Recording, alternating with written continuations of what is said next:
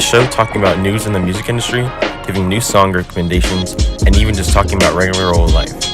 This is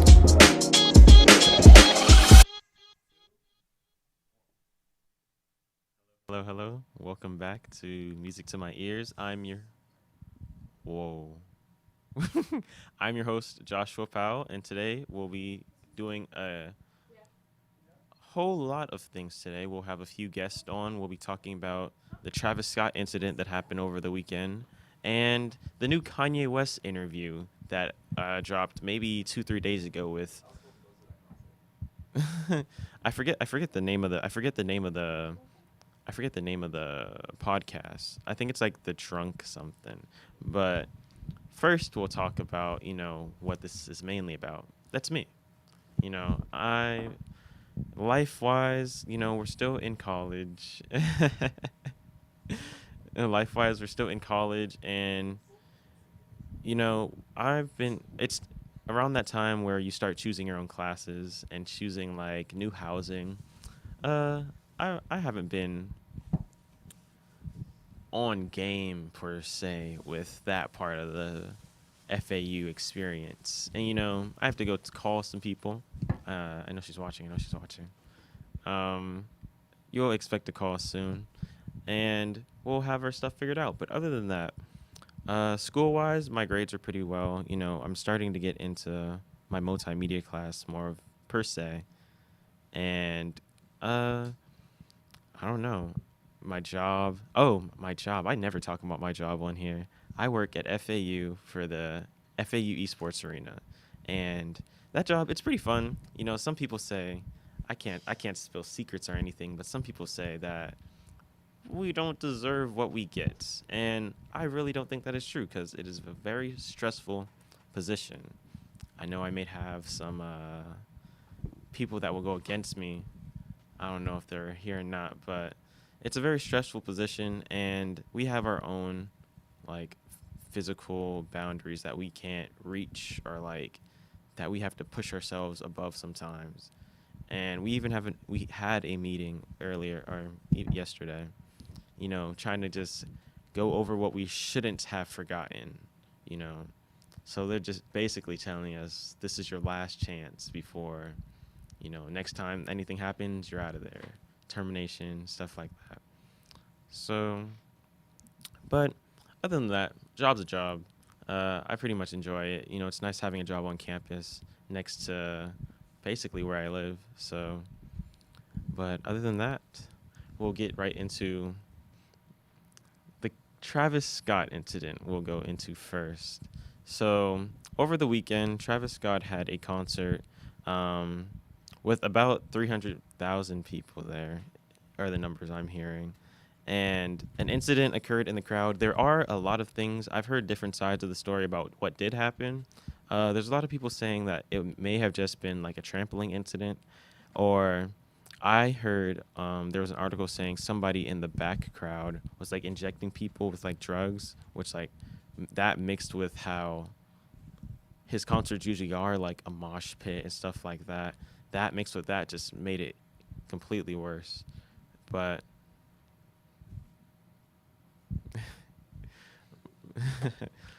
but nothing, just the name up there. No, that's right, that's right. But I don't know. There's a lot to really say. It all comes down to who do you really blame in the situation? Well, is there really a person to blame in the situation? Like, is it Travis Scott's fault? Is it the his managers or the studio, not studio, but his whatever it's called, stage hands fault for not stopping the show? You know, I'd say my own opinion going into the topic. I'd say it leans more on both Travis and this like stage hands. I'm gonna say, cause you as a performer on the stage, you for sure know that you have control over your own crowd. Like there's videos of many artists or musicians like being able whatever you say will be done in that crowd. You tell them to put their hands up, they're going to put their hands up. You tell them like jump up and down, they're gonna start jumping up and down until you tell them to stop, or at least they get tired. So for you to see what's happening, and I'm not sure if the information had got back to him, but there were people like going around from the crowd to the backstage, and like even yelling at the cameramen from the video I saw. But what can they really do? But they were yelling like, "Oh, there's people dead in the crowd. There's people dead in the crowd. Like, please just stop the show." And for you not even to empathize with the people in the crowd, like being smushed just because they wanted to see you, you know, especially even with the apology video, which didn't seem sincere enough from his perspective. It's just a very unfortunate event to happen. But going from that, unless somebody wants to jump in, we can start on a second part of my show here, which we may take a little commercial break. Not a real commercial break, but we'll be back though. But and then we'll have my boss here. Not yet, but we'll have a short interview about. I feel like the blame for that Travis concert is Freddie Santori. Freddie I feel Santori? like he was waiting for something like this to, like, you know, to, I'll say, put down my favorite type of genre of music, rap. So he was waiting for something like this to happen so he can just attack the youth that loves rap a lot. You know, I feel like his energy was there, and then he was like, he was just, I'm just kidding, but like Travis should take full responsibility for that situation. We'll see. We'll have to fix up the camera here, and we'll come back and we'll have our full discussion. All right. You want a commercial break?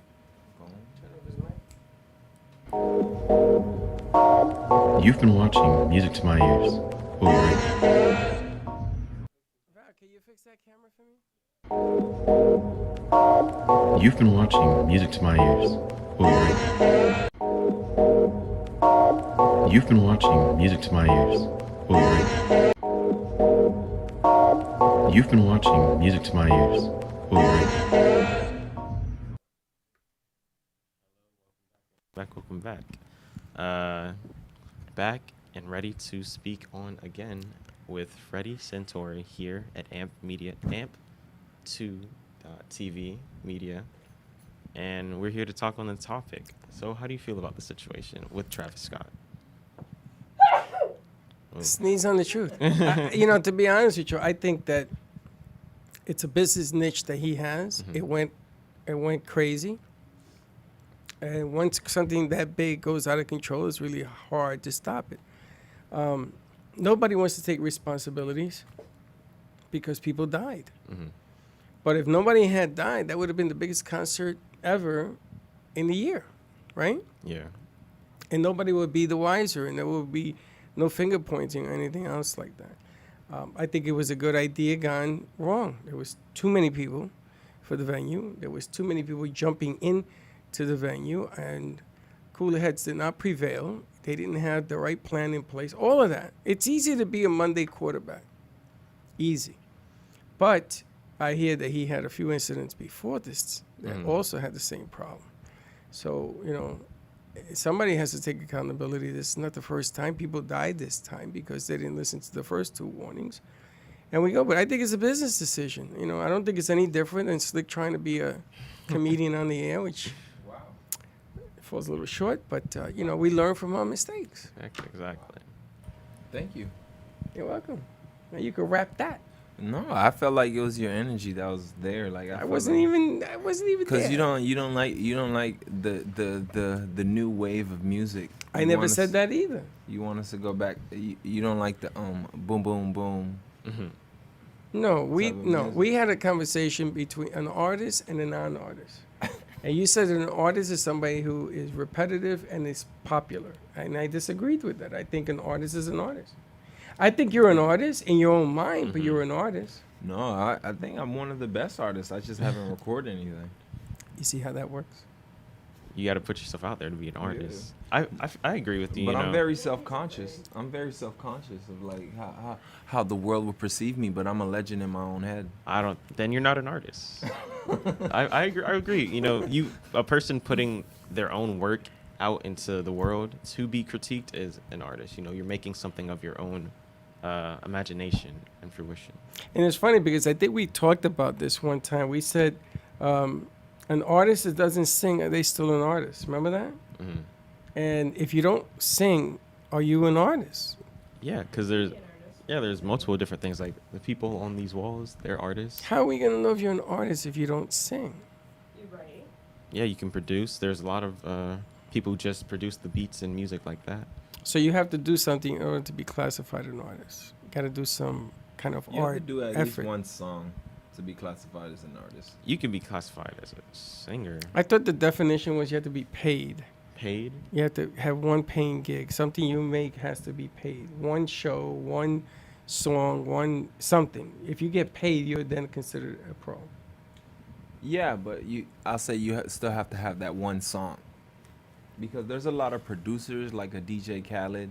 He creates albums, but it's not him. For other people? People can say that people can say that he's an artist because he puts his names on the songs because they're all beats that were produced by him, but he puts other various artists on his album to create this album. Well, he's writing music for other people.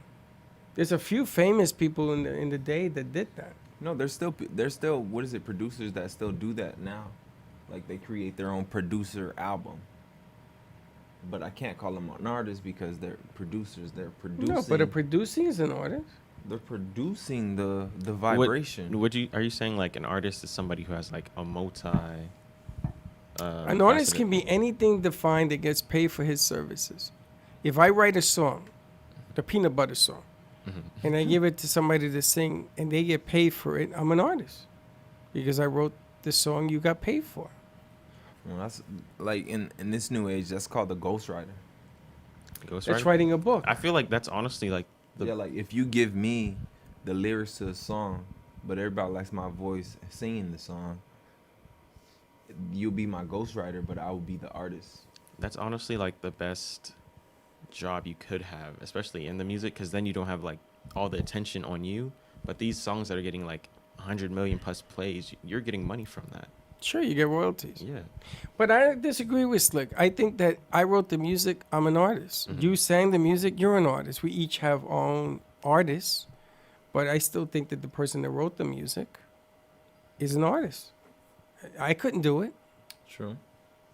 I just have the vocals. Like I just sing. You sing? No. I'm saying that's what you're saying in the. Yes.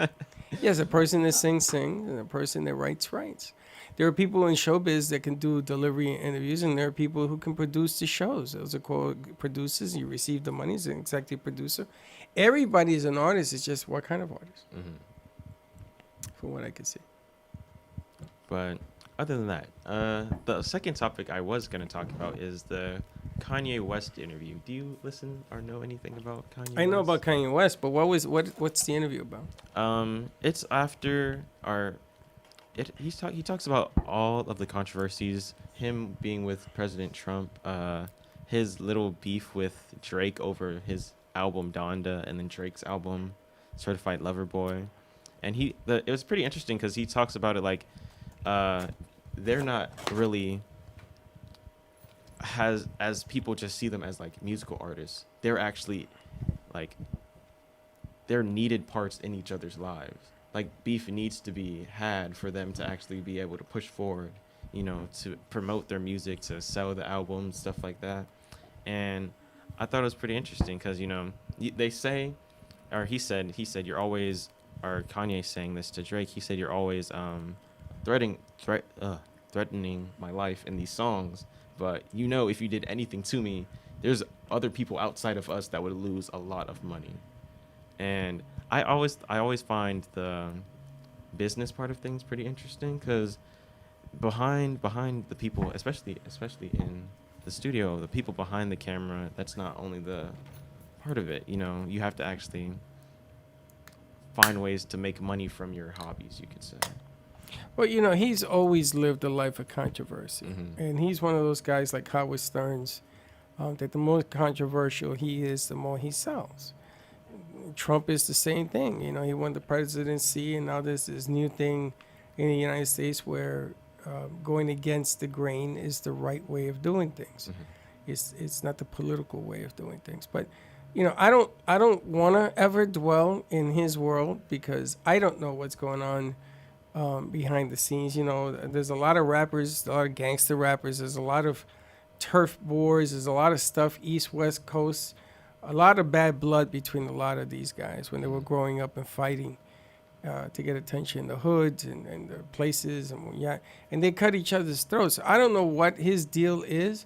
I know that when he gets serious and he does some things, it's usually pretty good. Mm-hmm. But wasn't he the one that got on stage and called out Taylor Swift Oh yeah, about yeah. 10 years ago, whatever, 20 years ago? Taylor Swift, Beyonce had the better music video or something like that. But he made Taylor Swift a superstar because it was that outburst. Everybody said, "Who's that? And why is he so upset?" And then everybody pays attention. And she's been producing records now Mm-hmm. for the longest. So his controversial way of doing things sells. It's a niche, just like the guy down in Texas is a niche.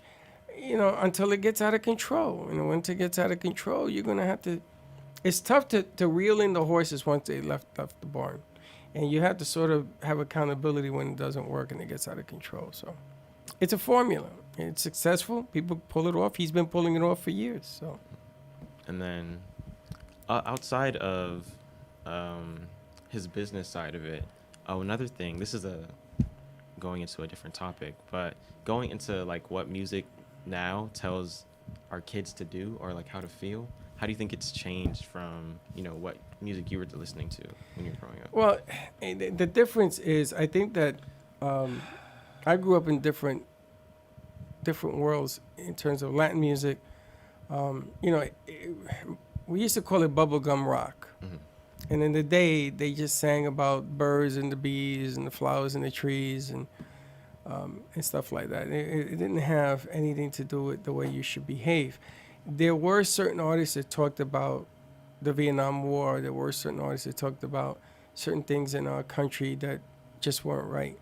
And then it changed over into the Latin music where they were talking about AIDS and they were talking about musicians that were being cheated and they were talking about different things, but it was in Latin, it was in Spanish. So there wasn't too much of an outcry. And then the rappers came along and they started talking about truths, Black Lives Matter is what you call it today, but back in the day, there was racial tensions. It started with Ronnie King in California, and they caught it on tape, helicopters, and they caught it on tape. And rappers started to talk about discrimination and all sorts of things. And it became bigger and more bold. And then they started to say, this is the way you should act. There was against the blue wall, go against cops, be mischievous, create all sorts of problems to create, go against the norm. That political correct thing. Nowadays, they got some artists that call out other artists because they get carried away. Talking about murdering cops and defunding police and go against authority. And I saw this morning where 6 subpoenas have been issued by Congress against Donald Trump's lieutenants.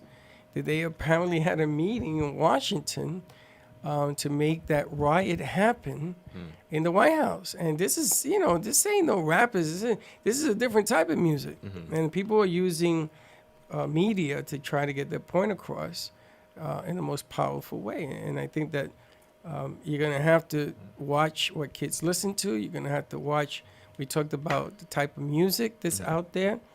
You're a little young, but there was a guy who killed a lot of people in California. I can't even remember his freaking name, and Dawn knows it, but and he was up to be released again out of jail, and they said no. Charles Manson, he used the Beatles music. That's the words to live by, and there was some dark music, and that's what he used to say, told him to do it. A few killers have used music as telling them what to do things. So I think it's become more controversial. I think you guys, I think the kids nowadays have to have more accountability and sort of separate that music from what's going on around them. I know a lot of my nephews sing the music and a lot of the lyrics in there, right, wrong, and indifferent. You have to live a life that, you're not here to hurt people, or you shouldn't be. And they're saying, yeah, but they're hurting me. And there's the controversy. So what do you do? I agree with what you said, because a lot of the music, well, not all of it, but the genre that you see pushed out the most, well, I'm going to say like hip hop, rap. And you listen to it more than I do. Yeah.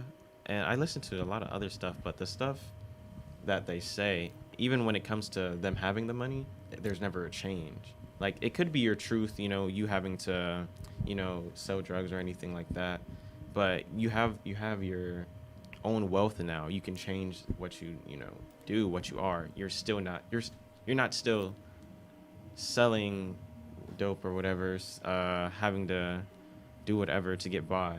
You could be able to help people. You could be able to expand your horizons, especially in what you speak in your music, because that's all that people are going to be listening to. Yeah, but the problem is that that's not even the life they're living anymore. Selling dope is illegal, and even if you make millions, you can't stop, because you got there because you went to some bad people to get there. So you don't tell bad people, I'm going to stop now because I made $100 million. They're going to tell you absolutely not. That's not the way this works. So ill gains get you ill gots. And what the problem with, you can say, oh, your $100 million and put it into communities, but it ain't going to stop you from doing what you did to get there. So is that a good deal? I don't know.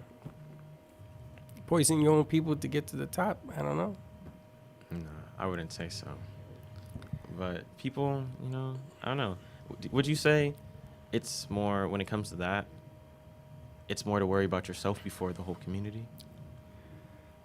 I think that you have to take care of yourself first in terms of getting your act together. Because people don't want to follow a Hitler. Hitler was a powerful man in his own mind, and he was able to influence everything and anyone around him. But in my opinion, he was a maniac that took advantage of anything and did anything, including taking life. Anytime you crush the threshold where you're going to hurt someone, or you're going to make them ill on drugs, or you're going to make them dependent, you become a threat. And authorities are going to say you can't do that.